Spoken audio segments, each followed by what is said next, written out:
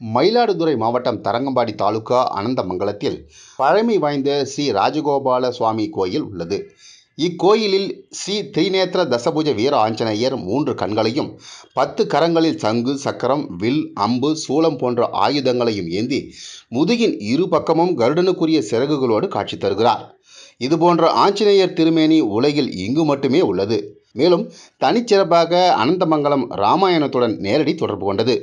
ஆஞ்சநேயர் இலங்கையில் உள்ள அரக்கர்களை சூரசம்ஹாரம் செய்து திரும்பி வரும் வழியில் கடலோரம் இயற்கை சூழ்ந்த இடத்தில் இறங்கி ஆனந்தமாய் தங்கியிருந்த ஸ்தலம் என்பதால் ஆனந்தமங்கலம் என அழைக்கப்பட்டு தற்போது அனந்தமங்கலம் என அழைக்கப்படுவதாக ஸ்தல வரலாறு. எனவே இங்குள்ள ஆஞ்சநேயரை வழிபட்டால் சிவன், திருமால், பிரம்மா, ஸ்ரீராமர், இந்திரன், ருத்ரன், கருடாழ்வார் ஆகிய அனைவரையும் வழிபட்ட பலன் கிடைக்கும் என்பது ஐதீகம். மேலும் பல்வேறு சிறப்புகளை உடைய இவ்வாலயத்தில் மார்கழி மாத அமாவாசை மற்றும் அனுமன் ஜெயந்தி விழா வெகு விமரிசையாக நடைபெற்றது.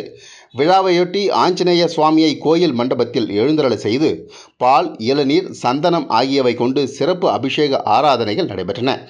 தொடர்ந்து ஆஞ்சநேய சுவாமிக்கு துளசி, வெற்றிலை, எலுமிச்சை மற்றும் வடைகளால் மாலைகள் அணிவித்து பல்வேறு வாசனை திரவியங்களால் அபிஷேகம் செய்யப்பட்டு மகா தீபாராதனையும் நடைபெற்றது.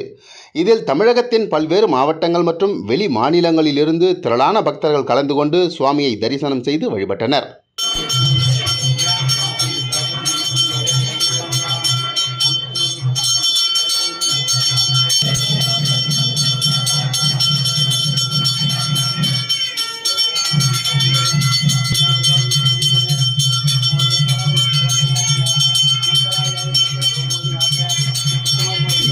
बाळार्थ गुरुनायम विष्णु प्रियग्रहमवान दशग्रीव गुणांतगः आजन्मगा लक्ष्मणः प्राणदाग्रणमगा वज्रगाया यनमगा शिरं जीवने नमगं चिरंत्रियं बुद्धिमदामरिष्टं पादात्मजं वानर युगमग्यं श्रीरामदूतं शिरसा नमामि.